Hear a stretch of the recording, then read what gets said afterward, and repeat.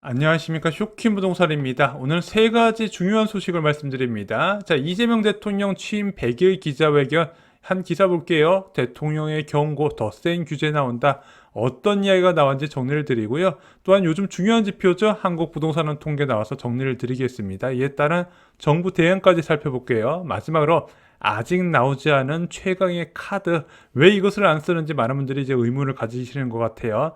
이와 관련된 내용도 뒷부분에서 정리를 드리겠습니다.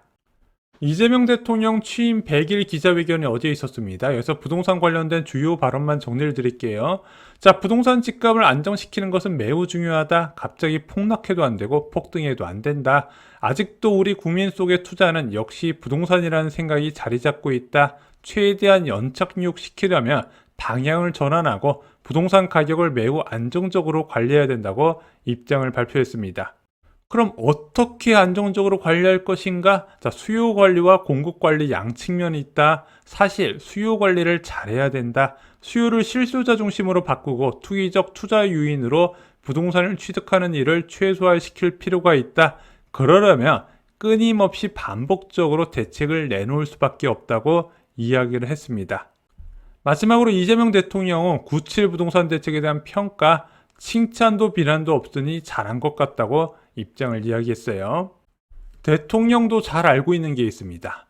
부동산 상승을 계속 억제해야 한다고. 자, 수도권 부동산은 금리와 공급에 의해서 결정된다 말씀드렸습니다. 근데 현재 기준금리 인하 사이클에 있고요. 입주 물량은 급감시기에 들어갑니다. 내년부터 굉장히 심각해져요.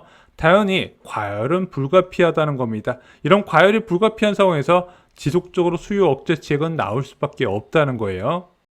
수요 억제 부동산 규제는 어떤 식으로 나올까요? 이것도 좀 단계가 있습니다. 1단계는 투자 수요 억제로 들어가요. 자, 토지거래 허가구역 확대, 대표적으로 투자 수요를 차단시키는 정책이죠.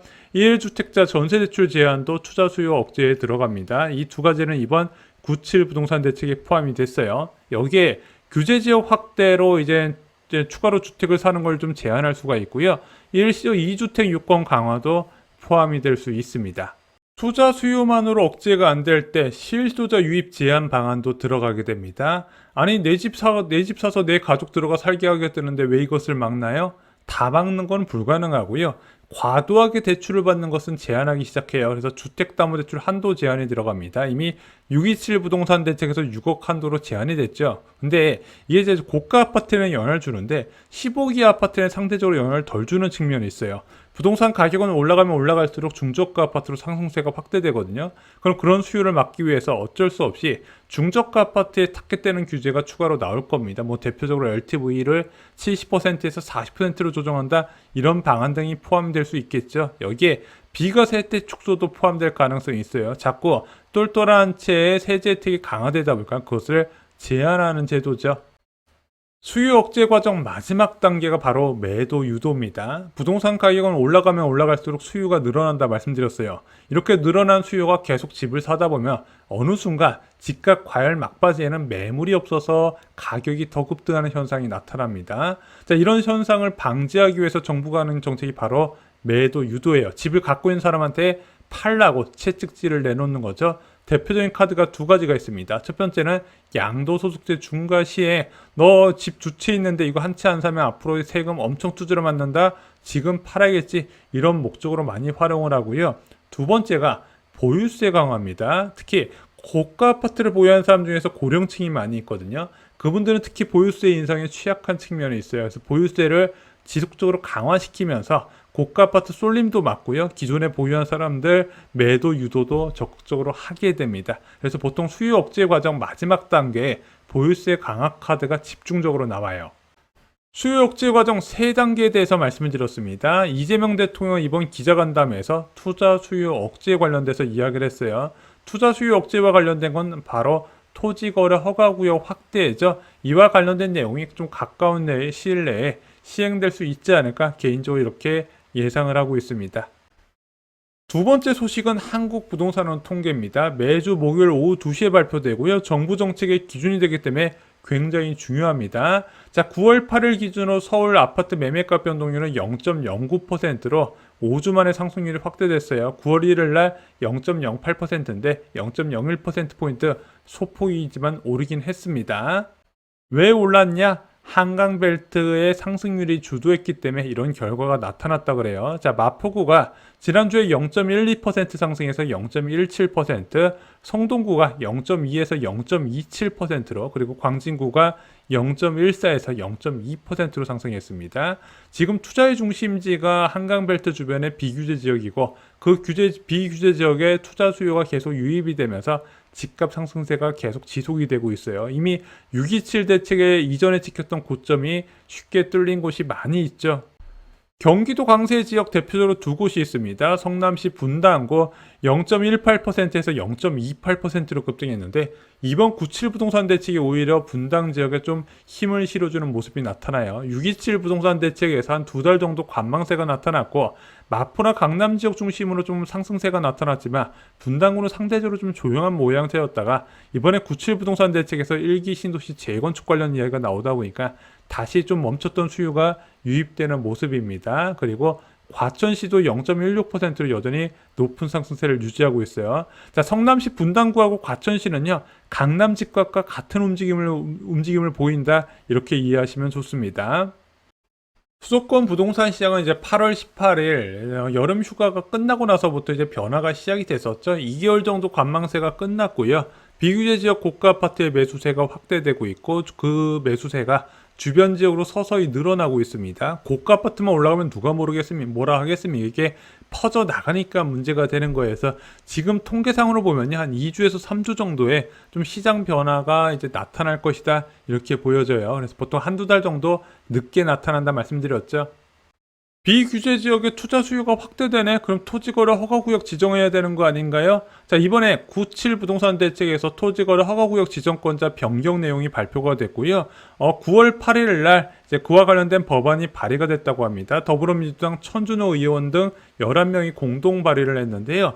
자, 국토부는 법이 통과되는 대로 비강남권의 가격, 거래 동향 등을 살펴본 뒤 장관 직권으로 토지거래 허가구역을 확대할지 결정할 방침이라고 언론 보도가 나왔습니다. 현재 상승세가 강한 마포, 성동, 과천 등이 토지거래 허가구역으로 지정될까? 무조건 지정이 돼요. 문제는 언제 지정되냐죠. 일반적으로 정부는 지표의 지속성을 보면서 대응한다 말씀을 드렸습니다. 근데 이 지표의 지속성, 상승률 기준이 서울 전체 상승률로 할 것이냐, 과열 기준 상승률로 할 것이냐. 자, 일반적으로 정부의 대응은 그동안 서울 전체 상승률 기준으로 나왔어요. 서울의 아파트가 주간 상승률 0.25% 이상일 때 개입을 했었습니다. 일부 지역만 과열 나타난다고 대책이 나왔던 적은 제가 알기로는 한 번도 없었어요. 제가 아는 정부는 그렇게 빠르게 움직이는 조직이 아니에요. 주간 상승률 0.25%잖아요. 어떤 상황이냐? 상급지는 이미 다 폭등해버리고 중급지가 이제 폭등할 차례에서 이제 규제가 나오게 돼요. 자, 올해 세 번째 대책이 언제쯤 나올 것인가? 쇼킹부동산에서 미리 전망을 계속 하도록 하겠습니다. 와, 올해 부동산 대책이 세 번이나 나온다고? 근데 아직 사용되지 않은 규제 끝판왕이 있습니다. 자, 우리 작년 생각해 볼까요? 작년에 부동산 시장 6월, 7월에 서울 아파트 거래량 급등하면서 매물 부족과 집값 급등세가 나타났었어요. 그때 정부에서 어떻게 대응을 했을까요? 은행 대출 총량 규제 카드를 꺼내 들었습니다. 그게 8월 27일이고 그 대책 나오고 나서 9월, 10월, 11월, 12월 4개월 동안 거래량이 3천 건대로 묶이게 되고요. 상승률도 많이 둔화가 되고 일부 지역은 하락세로 전환이 됩니다. 자, 이때 뭐 거창한 부동산 대책 같은 거 있었을까요? 엠바고 걸고 이런 거 있을까요? 없었어요. 그냥 금감원에서 행정지조로 만든 결과입니다. 언론에 자세하게 나오지도 않았어요. 그냥 은행장들 불러다가 몇 마디 하니까 바로 시장의 대출금리가 3.5에서 4% 초반까지 급등했고 그러면서 시장이 안정세로 들어갔다는 거죠. 8월 금융권 가계대출 증가폭이 7월에 2배로 결정이 됐다고 합니다. 자, 왜 이렇게 늘어났냐? 6.27 부동산 대책 전에 거래가 많이 터졌고 그 거래 터진 거에 대한 잔금이 이제부터 시작이 되기 때문에 그래요. 제가 볼 때는 9월은 더욱더 늘어날 것으로 보여집니다. 하지만 아직까지 금융당국에서는 이 총량 규제 카드를 꺼낼 생각은 없는 것 같아요. 자, 예전에 이제 직접 규제와 간접 규제에 대해서 나눠서 말씀드렸죠. 문재인 정부는 직접 규제를 많이 활용했었고, 윤석열 정부는 이런 총량 규제 카드, 그 은행들을 압박하는 간접 규제 카드를 많이 썼다는 점, 이것도 한번 체크를 하셨으면 좋겠습니다. 오늘 영상 결론 말씀드리겠습니다. 이재명 대통령은 부동산 수요 관리를 위해 끊임없이 대책을 내놓을 수밖에 없다고 밝혔습니다. 1차적으로 갭 투자 차단에 집중할 것으로 보여지는데, 이 갭 투자 차단에 토지거래 헛구역 카드가 적극 활용될 것이고, 이와 관련된 법률 개정안이 발의가 됐어요. 자, 서울 아파트값 5주 만에 상승세가 확대됐습니다. 비규제 강세 지역도 오름폭이 커졌어요. 자, 이번 정부는 가장 효과적인 총량 규제 카드를 아직 꺼내들지 않았다는 점, 이것도 알고 계시면 좋을 것 같습니다. 오늘 준비한 소식은 여기까지입니다. 오늘 영상 도움이 되셨나요? 도움이 되셨다면 구독과 좋아요 부탁드립니다. 감사합니다.